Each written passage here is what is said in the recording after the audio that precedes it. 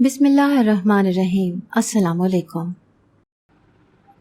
مجھے ہمیشہ سے ہی امیر ہونے کا شوق تھا، لیکن میرے نصیب میں اس سے بھی زیادہ غریبی لکھی گئی۔ میرے حالات کبھی ٹھیک نہ ہوئے۔ باپ قرض دار تھا، میں بھی قرضوں میں ڈوبا ہوا تھا، ماں بھی اس دنیا سے چلی گئی۔ اب تو کوئی بھی ایسا نہیں رہ گیا تھا جو شادی کروا سکے۔ ایک دن مجھے میرے ایک دوست نے مشورہ دیا۔ اس نے کہا کہ دیکھو، عورتوں کے پاس امیر ہونے کے دو ہی طریقے ہوتے ہیں کہ یا تو وہ کسی امیر آدمی سے شادی کر لیں اور یا پھر خود پیسے کمائیں، لیکن عورتیں امیر آدمی سے شادی کرنا مناسب سمجھتی ہیں۔ اسی طرح مردوں کے پاس بھی دو طریقے ہیں کہ یا تو خود اپنے بل بوتے پر کچھ جمع جوڑ لیں اور یا پھر وہ بھی کسی امیر عورت سے شادی کر لیں۔ میں نے اسے کہا کہ پاگل، ایسے تھوڑی نہ امیر عورتیں مل جاتی ہیں۔ اس نے کہا کہ میں تجھے ایک بڑے سے بنگلے میں ڈرائیور رکھوا دیتا ہوں، تجھے گاڑی چلانی تو آتی ہے نا؟ میں نے کہا کہ ہاں۔ اس نے کہا کہ بس تو وہاں پر ڈرائیور کی حیثیت سے کام کر۔ اس سیٹھ کی ایک بہت ہی خوبصورت سی بیٹی ہے اور سیٹھ بستر پر پڑا ہے۔ جیسے ہی سیٹھ مرے، بیٹی کو قابو میں کر لینا۔ میں نے کہا کہ تجھے کیا لگتا ہے یہ سب بہت آسان ہے؟ اس نے کہا کہ تیرے لیے آسان ہے کیونکہ تو بہت زیادہ خوبصورت ہے، تجھے دیکھ کر تو کوئی بھی یہ نہیں کہہ سکتا کہ تو ڈرائیوری کرتا ہے۔ بات تو ایسی تھی، میں واقعی بہت خوبصورت تھا۔ مجھے دیکھ کر تو ایسے لگتا تھا کہ جیسے میں خود بہت امیر آدمی ہوں۔ میں نے اپنے دوست کو کہا کہ ٹھیک ہے، میرا کام لگوا دو۔ ویسے بھی میں اکیلا تھا، وہ لوگ رہنے کی جگہ بھی دیتے تھے اور کھانا بھی۔ اس نے مجھے رکھوا دیا۔ یہ لوگ واقعی بہت زیادہ امیر تھے۔ گھر میں صرف ایک بوڑھا باپ اور اس کی بیٹی تھی۔ باپ بہت ہی زیادہ بیمار تھا، بستر پہ پڑا تھا۔ میں نے گھر میں گاڑی چلانے کے ساتھ ساتھ اس کے کام کرنے بھی شروع کر دیے، یہاں تک کہ وہ مجھ سے بہت ہی زیادہ متاثر ہونا شروع ہو گیا۔ اس نے کہا کہ تم بہت اچھے انسان ہو، بہت خوبصورت بھی ہو۔ میں نے کہا کہ میں کسی کے گھر میں بھی ڈرائیور کا کام کرنے والوں میں سے نہیں تھا، بس حالات نے اس جگہ لا کر چھوڑا ہے۔ اب اکیلا ہوں، اسی لیے ایسے گھروں میں کام کرتا ہوں تاکہ رہنے کے لیے چھت بھی مل جائے۔ اس نے کہا کہ تم بہت اچھے انسان ہو، تم سے بات کر کے مجھے اندازہ ہو گیا ہے، میری عمر میں اندازہ ہو جاتا ہے۔ وہ مجھے کہنے لگے کہ میں اپنی بیٹی کے لیے بڑا پریشان ہوں، مجھے کچھ ہو گیا تو میری بیٹی کا کیا ہوگا۔ ایک دن ان کی حالت بڑی خراب ہو گئی اور میرا تیر نشانے پر لگ گیا۔ ویسے میرا ایک ہی تیر نشانے پر لگا تھا، دوسرا نہیں۔ میں نے ان کی بیٹی کو بٹانے کی کوشش کی تھی تو اس نے فوراً بھانپ لیا۔ اس نے کہا کہ مجھ سے اسی لیے اچھے سے بات کر رہے ہو تاکہ میں تمہارے جال میں پھنس جاؤں، کیونکہ میرا باپ مرنے والا ہے اور میں ساری جائیداد کی مالک ہوں۔ میں نے کہا کہ یہ لڑکی تو ضرورت سے زیادہ ہی سمجھدار ہے۔ وہ بھی بہت خوبصورت تھی اور سمجھدار بھی تھی، اسی لیے مجھے پتا تھا کہ اس طرف سے میرا کام نہیں بنے گا، تو میں نے اس کے باپ کی خدمت کرنا شروع کر دی۔ باپ اس دنیا سے جانے لگا تو اس نے کہا کہ میری بیٹی سے نکاح کر لو، تم خوبصورت آدمی ہو، تمہارے پاس دولت کی کمی ہے، جب تمہارے پاس دولت آ جائے گی تو دنیا تمہارے قدموں میں آ جائے گی، تم ہمیشہ میری بیٹی کا خیال رکھنا۔ میں نے ان سے وعدہ کیا۔ انہوں نے اپنی بیٹی کے ساتھ میرا نکاح کروا دیا۔ لڑکی نے بہت واویلا کیا کہ میں شادی نہیں کروں گی، بالکل نہیں کروں گی، لیکن اس کے باپ نے کہا کہ اگر تم شادی نہیں کرو گی تو میں مرنے کے بعد بھی تمہیں معاف نہیں کروں گا، قیامت کے دن میں تمہارے مقابل کھڑا ہو جاؤں گا، تمہیں میری قسم ہے، اس آدمی سے شادی کر لو، یہ بہت اچھا آدمی ہے، دولت تمہارے پاس ہے، تم نے دولت کا کیا کرنا ہے؟ تمہارے لیے ایسے ہی احساس کرنے والا مرد میں تلاش کرنا چاہتا تھا اور یہ خود ہی ہمارے پاس آ گیا ہے۔ اس لڑکی کے ساتھ میری شادی ہو گئی، اس کا نام کشمالہ تھا۔ اس نے شادی تو کر لی لیکن وہ میرے پاس نہیں آ رہی تھی، میری حیثیت اس گھر میں وہی تھی۔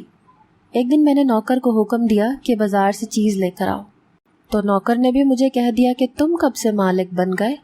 تو میں نے اسے اچھی طرح ڈانٹا اور کہا کہ تمہیں نہیں پتا میرا کشمالہ بی بی سے نکاح ہو چکا ہے۔ اس نے کہا کہ تم خود اس کو بی بی کہہ رہے ہو۔ وہ اس بات پر ہنسنے لگا تو میں نے اسے نوکری سے نکال دیا اور میں نے کشمالہ کو کہا کہ تم میری بیوی ہو، میرے ساتھ بیویوں کی طرح رہا کرو، گھر کے نوکر مجھ پر ہنستے ہیں۔ اس نے کہا کہ میں تمہاری بیوی نہیں ہوں اور تمہارے ساتھ کبھی بھی بیویوں کی طرح نہیں رہوں گی، یہ خیال تم اپنے دل سے نکال دو۔ تمہیں گھر چاہیے تھا، بنگلہ چاہیے تھا، دولت چاہیے تھی، وہ بھی تمہیں نہیں ملے گی، بس تم اس گھر میں پڑے رہو، تمہاری وہی اوقات ہے جو پہلے تھی، اس سے زیادہ کچھ نہیں ہوگا۔ یہ بات ہمیشہ یاد رکھنا، اس نے تو میری بے عزتی کر دی تھی۔ میں نے 1000 جتن کیے لیکن یہ عورت مجھے اپنے قریب نہیں آنے دے رہی تھی۔ یہ عورت مجھ سے کسی بھی طرح سے تسخیر نہیں ہو رہی تھی۔ اب میں کیا کر سکتا تھا؟ مجھے اب اس پر غصہ آنے لگا تھا۔ آخر اس کو غرور کس بات کا تھا؟ میرا وہی دوست جس نے مجھے یہ مشورہ دیا تھا، وہ ابھی بھی میرے ساتھ تھا۔ وہ رہتا تو گاؤں میں تھا لیکن میری اس سے روز بات ہوتی تھی۔ میں روز کی رپورٹ اسے ایسے بتاتا تھا جیسے کوئی شادی شدہ لڑکی اپنی ماں کو بتاتی ہے کہ اب یہ ہو گیا وہ ہو گیا۔ اس نے کہا کہ یہ عورت تو کسی بھی طرح میرے قابو میں نہیں آ رہی۔ اس نے کہا کہ یہ آئے نہ آئے اس کو ایک طرف رکھو، اس دولت کی طرف دیکھو، گھر کو دیکھو، بنگلے کی طرف دیکھو، ساری چیزوں کے مالک تم ہو۔ میں نے کہا کہ اگر اس نے کوئی ایسا کام کر دیا کہ مجھ سے خلا لے لی اور کسی اور سے شادی کر لی یا کوئی وصیت وغیرہ لکھ لی تب میں کیا کروں گا؟ میرے دوست نے کہا کہ ہاں یہ بات ہے، یہ ایسا کر سکتی ہے، یہ پڑھی لکھی سمجھدار لڑکی ہے، یہ کچھ بھی کر سکتی ہے۔ تم ایک کام کرو، تم کسی طرح اس سے جان چھڑواؤ۔ میں نے کہا کہ کیسے جان چھڑواؤں؟ اس کو طلاق دے دوں؟ اس نے کہا کہ نہیں، طلاق دینے سے کچھ نہیں ہوگا، یہ تم پر دولت کے ہر جانے کا کیس کر دے گی۔ تم اس کو جان سے ہی مار دو تاکہ بات ہی ختم ہو جائے۔ کہہ دینا کہ چھت سے گر گئی تھی، چھت پر لے جاؤ اور پیچھے سے دھکا دے دو۔ میرا دوست تو بہت ہی زیادہ عجیب آدمی تھا۔ دراصل اس کے اپنے گھر کے حالات بھی ایسے تھے۔ اس کی ایک بیوی نے خودکشی کر لی تھی، جبکہ سارا محلہ کہتا تھا کہ اس نے خود ہی اپنی بیوی کی جان لے لی ہے، لیکن وہ کہتا تھا کہ میری بیوی نے خودکشی کی ہے، اور اب مجھے بھی اسی طرح کا مشورہ دے رہا تھا۔ میں نے کہا کہ نہیں، میں اس طرح کا آدمی نہیں ہوں، میں نہیں ایسا کر سکتا۔ اس نے کہا کہ تمہیں کرنا ہوگا۔ میں نے کہا کہ نہیں، میں اسے پیار سے منانے کی کوشش کروں گا۔ اس نے کہا کہ پھر کرتے رہو کوشش، وہ کسی اور کو پسند کر لے گی۔ ایسے لوگوں کو کوئی احساس نہیں ہوتا۔ جب وہ تمہیں اپنا شوہر ہی نہیں سمجھتی تو تمہارے رشتے کے دائرے میں کیوں رہے گی؟ اس کی یہ بات میرے دماغ پہ جا کر لگی کہ واقعی جب مجھے وہ اپنا شوہر ہی نہیں سمجھتی تو وہ میرے رشتے کے دائرے میں کیسے رہ سکتی ہے؟ وہ تو کسی کے ساتھ بھی شادی کر لے گی، وہ مجھ سے خلا لے لے گی۔ ایک دفعہ اگر اس نے مجھ پر کیس کر دیا تو پھر خلا ہو کر ہی رہے گی۔ وہ جا کر کہہ دے گی کہ مجھے اس آدمی کے ساتھ نہیں رہنا، یہ تو ہمارے گھر کا نوکر ہے، اور سارا معاملہ اس کے حق میں ہو جائے گا۔ میں بڑا پریشان ہو گیا۔ میں نے کبھی کسی کو نقصان نہیں پہنچایا تھا، لیکن شاید اب مجھے یہی کرنا تھا۔ میں نے کچھ دن اس کے ساتھ اچھے طریقے سے پیش آنے کی کوشش کی، لیکن وہ کوئی ایسی ضدی تھی کہ جس کی حد نہیں۔ گھر کے نوکر کہتے تھے کہ اس کا باپ بھی ایسا ہی تھا۔ ساری زندگی اس نے غرور کیا، لوگوں کو نیچا دکھایا، تبھی تو اس کی آخرت اتنی بری ہوئی کہ 3 سال تک چارپائی پر پڑا رہا اور پھر دنیا سے چلا گیا۔ یہ اسی کی بیٹی ہے، یہ بھی ایسی ہی ہے، یہ بھی ایسے ہی مرے گی، اس کا انجام بھی ایسے ہی ہونے والا ہے۔ گھر کے نوکر بھی اس سے تنگ تھے، وہ مجھے بھی نوکر کی حیثیت پر ہی رکھ رہی تھی۔ ایک دن گھر میں مہمان آ گئے تو اس نے کہا کہ یہ اس گھر کا ڈرائیور ہے۔ اس نے یہ نہیں تعارف کروایا کہ میں اس کا شوہر ہوں، یہاں تک کہ مہمانوں نے کہہ دیا کہ تم نے تو بڑا خوبصورت ڈرائیور رکھا ہوا ہے، تم ایک کام کرو، اسی سے شادی کر لو۔ تب اس کے منہ پر تھپڑ پڑا کیونکہ اسے یہ سننے کی امید نہیں تھی، لیکن وہ پھر بھی اپنی ضد سے نہیں ہٹ رہی تھی۔ اب مجھے بہت غصہ آ گیا۔ میں نے سوچ لیا کہ میں اسے جان سے مار ڈالوں گا۔ میں نے اسے چھت سے دھکا نہیں دینا تھا، لیکن میں نے اس کے کھانے میں زہر ملانے کا ارادہ کر لیا۔ میں نے اس کے لیے چائے بنائی اور اس میں زہر ملا دیا۔ نوکرانی کو کہا کہ جا کر یہ چائے اس کو دے دو۔ اس کی طبیعت خراب ہو گئی اور وہ ہسپتال چلی گئی۔ ہسپتال والے اسے اندر لے گئے۔ تھوڑی دیر کے بعد مجھے ہسپتال والوں نے خبر سنائی کہ وہ اس دنیا سے چلی گئی ہے اور اس کے ساتھ کچھ اور معاملہ ہو گیا ہے۔ اس کی لاش کو آپ نہیں رکھ سکتے، ہم آپ کو تابوت میں ڈال کر دے دیں گے، آپ بس جلدی سے دفنا دیجیے گا۔ اندھا کیا مانگے، 2 آنکھیں، مجھے کیا چاہیے تھا؟ میں ویسے بھی کچھ کرنے کے موڈ میں نہیں تھا۔ اب مجھے اور کیا چاہیے تھا؟ ساری دولت میری ہو گئی تھی۔ میں نے سارے نوکروں کو کام سے نکال دیا اور نئے نوکر رکھ لیے۔ اب گھر میں میری مرضی کے کھانے پکتے، سارے گھر کی سیٹنگ اپنے حساب سے کروا لی۔ لیکن مجھے میرے ایک دوست نے کہا کہ اب تم اس گھر میں نہیں رہ سکتے، ہو سکتا ہے اس لڑکی کے کچھ رشتہ دار ہوں، امیروں کے تو بہت بڑے بڑے خاندان ہوتے ہیں، بلکہ کوئی اور دعوے دار نہ نکل آئے، کہیں اس کے چاچو کے بیٹے نہ سامنے آ جائیں اور وہ کہیں گے کہ جائیداد ہمیں چاہیے کیونکہ تمہاری بیوی کا کوئی بھائی بھی نہیں تھا۔ میرے دوست نے بڑے پتے کی بات کی۔ میں نے کہا کہ ٹھیک ہے، ویسے وہ یہ باتیں مجھے ایسے نہیں بتاتا تھا، ان باتوں کو بتانے کے بدلے میں وہ مجھ سے پیسے بھی لیا کرتا تھا، لیکن میں بھی اس کو دے دیتا تھا کیونکہ اس کے پاس بھی زیادہ پیسے نہیں تھے، اور آج کل وہ دوسری شادی کرنے کے ارادے بھی رکھتا تھا، یعنی کہ تیسری شادی کرنے کے۔ ایک بیوی تو اس کی مر چکی تھی۔ میرے دوست نے مجھے کہا کہ یہ گھر بیچ دو اور کسی اور شہر میں جا کر گھر لے لو۔ اس کا مشورہ بالکل ٹھیک تھا، مجھے اس گھر میں نہیں رہنا چاہیے تھا۔ کل کو کوئی آ جاتا تو مجھ سے سوال جواب کرتا، اگر کوئی سمجھدار آدمی آ جاتا تو فوراً بھانپ لیتا کہ یہ سب کچھ میرا ہی کیا ہوا ہے۔ میں نے اس گھر کو بیچنے کے لیے کوشش کرنی شروع کر دی۔ 15-20 دن میں یہ گھر بھی بک گیا۔ میں تو حیران تھا کہ اتنی جلدی یہ گھر خریدنے کے لیے مجھے خریدار کیسے مل گیا، لیکن لوگوں کے پاس بڑے بڑے پیسے ہوتے ہیں، ہم غریب لوگ اپنے دائرے میں رہتے ہیں، ہم سمجھتے ہیں کہ ہم غریب ہیں تو ساری دنیا ہی غریب ہے، لیکن ایسا نہیں ہے، دنیا میں لوگوں کے پاس بہت پیسہ ہے۔ گھر بک گیا، گھر کا سامان بھی بک گیا۔ میں نے وہ پیسے لیے، میں دوسرے شہر چلا گیا۔ وہاں جا کر میں نے ایک بڑا سا بنگلہ خرید لیا۔ یہاں پر میں نے وہی سامان سیٹ کر لیا اور نوکر وغیرہ بھی رکھ لیے۔ اب میں یہیں پر رہنے لگا۔ کاروبار وہی تھا، وہیں سے پیسے آ جایا کرتے تھے۔ میں کبھی کبھی چلا بھی جاتا تھا کیونکہ پورے کاروبار کو شفٹ کرنا میرے لیے مشکل تھا، لیکن گھر میں نے آرام سے شفٹ کر لیا تھا۔ اب میں مالک بن گیا تھا۔ ایک معمولی ڈرائیور سے اتنے بڑے بنگلے کا مالک بن جانے کا سفر میں نے صرف 1.5 سال میں ہی پورا کر لیا تھا۔ میں بہت زیادہ خوش تھا۔ مجھے ایسے لگتا تھا کہ میری زندگی کسی خواب کی طرح چل رہی ہے۔ ایسے تو خواب ہی ہوتے ہیں۔ میں نے اپنے اس دوست کو بڑی دعائیں دی۔ اس نے واقعی صحیح وقت پر مجھے صحیح عقل بانٹی تھی۔ ایسے لوگ بھی آپ کے لیے کسی نعمت سے کم نہیں ہوتے ہیں جو آپ کو صحیح وقت پر صحیح مشورہ دے۔ پر اب میں اکیلا رہتا تھا، میرا دل نہیں لگتا تھا۔ میرے دوست نے مجھے کہا کہ تمہارے گھر میں عورت نہیں ہے نا، گھر میں عورت ہونی چاہیے۔ میں نے کہا کہ اب میں کسی سے شادی کر لوں، اتنی جلدی تو نہیں ہونے والا یہ سب۔ اور میری پہلی بیوی بڑی خوبصورت تھی، پر اس کے اندر غرور بہت تھا۔ میں دوبارہ کسی عورت کے جھنجٹ میں نہیں پڑنا چاہتا۔ میں 1-2 سال اس دولت کو انجوائے کرنا چاہتا ہوں۔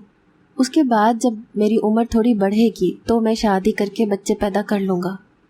پھر اس کے بعد تو بچے ہی سنبھالنے پڑتے ہیں، گھر ہوتا ہے، جواب دینے پڑتے ہیں، ہر بات بتانی پڑتی ہے۔ میرے دوست نے کہا کہ تو بھی زیادہ عقل مند ہے۔ اس نے کہا کہ پھر بھی گھر میں ایک عورت ہونے کا مطلب یہ نہیں ہے کہ تم شادی کر لو، تمہیں ایسا کام کرو، ایک نوکرانی رکھ لو جو اچھا سا کھانا بناتی ہو۔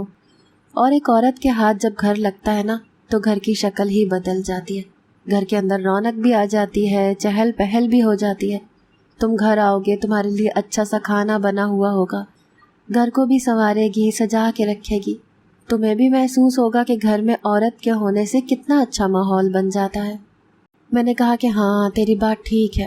میں نے ایک ہی نوکر رکھا ہوا تھا، وہ سارے کام نہیں کر پاتا تھا کیونکہ وہ تو ایک مالی کی حیثیت سے کام کرتا تھا، گھر بھی صاف کر لیتا تھا لیکن کھانا بنانا اس کو نہیں آتا تھا۔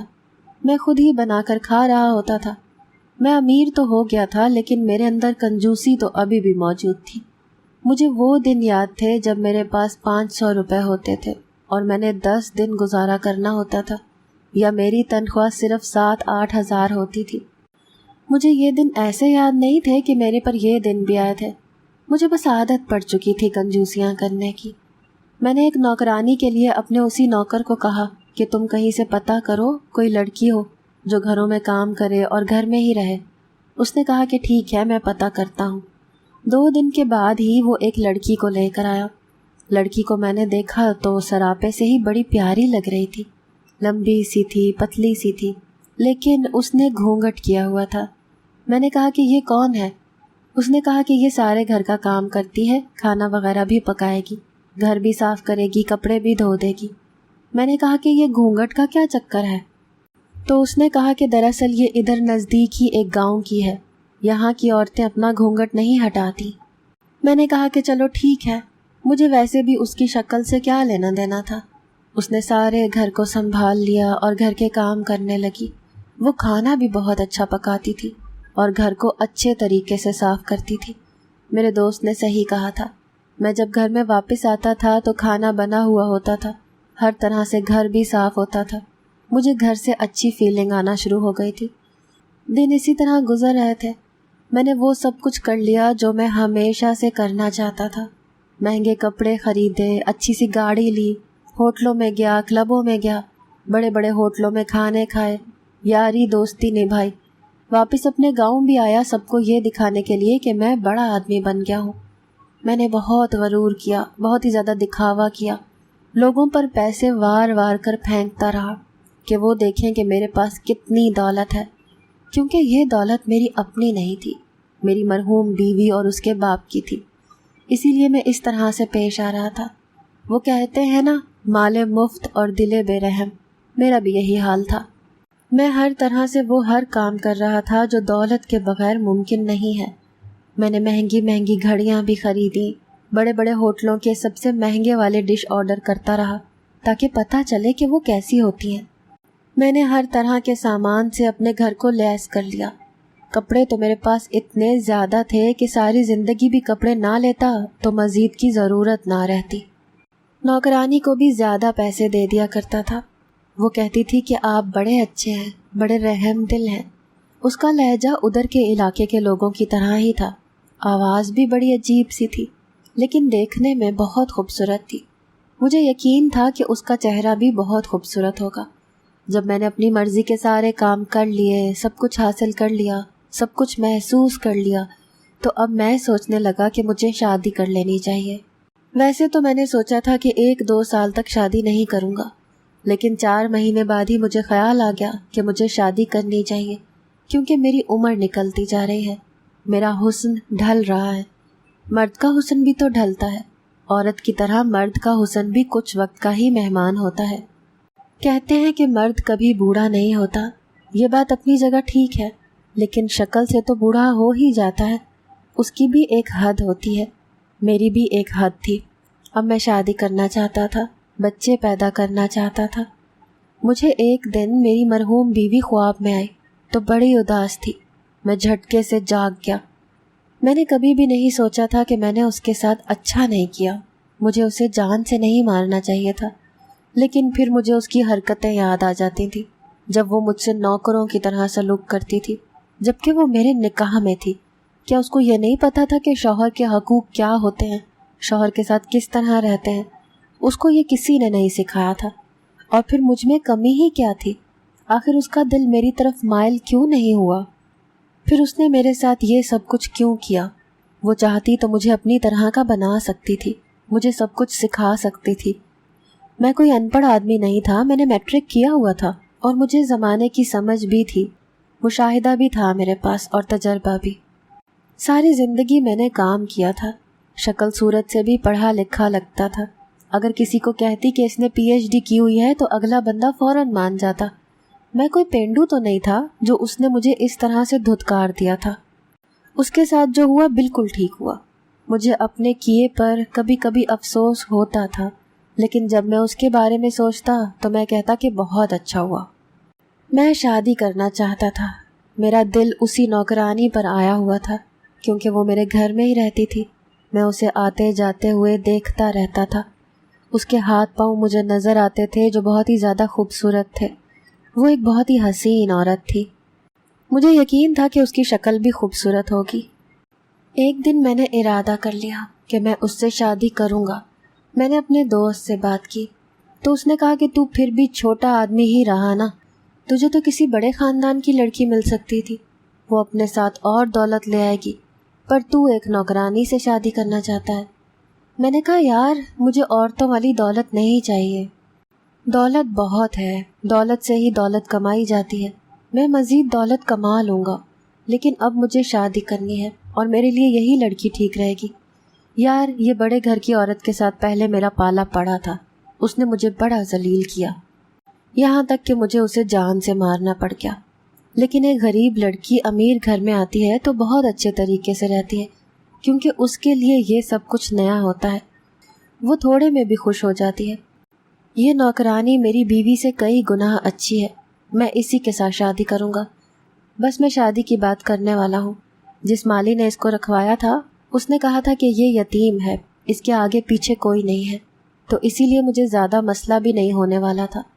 بس وہ ہاں کر دیتی تو ہم دونوں نکاح کر سکتے تھے۔ میں نے کون سی کوئی دھوم دھام کرنی تھی، بس مجھے بھی صرف نکاح کی رسم کروا کر اسے اپنے گھر لے آنا تھا۔ ایک دن وہ کام کر رہی تھی تو میں نے اسے کہا کہ تمہارے خاندان میں کون کون ہے؟ میں اسے سوال پوچھ رہا تھا۔ اس کی باتوں سے یہی لگ رہا تھا کہ کوئی بھی نہیں ہے، بس ایک ماموں ہے جو شرابی اور جواری ہے۔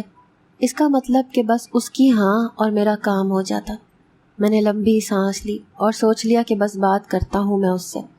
میں نے کہا کہ میری بات سنو، میں نے کہا کہ میری بات ذرا غور سے سننا۔ وہ بھی میری طرف متوجہ ہو گئی۔ میں نے کہا کہ دیکھو، تمہیں پتہ تو ہے کہ میں اکیلا رہتا ہوں، میری ایک بیوی تھی جو مر چکی ہے۔ اس نے کہا کہ کیا ہوا تھا آپ کی بیوی کو؟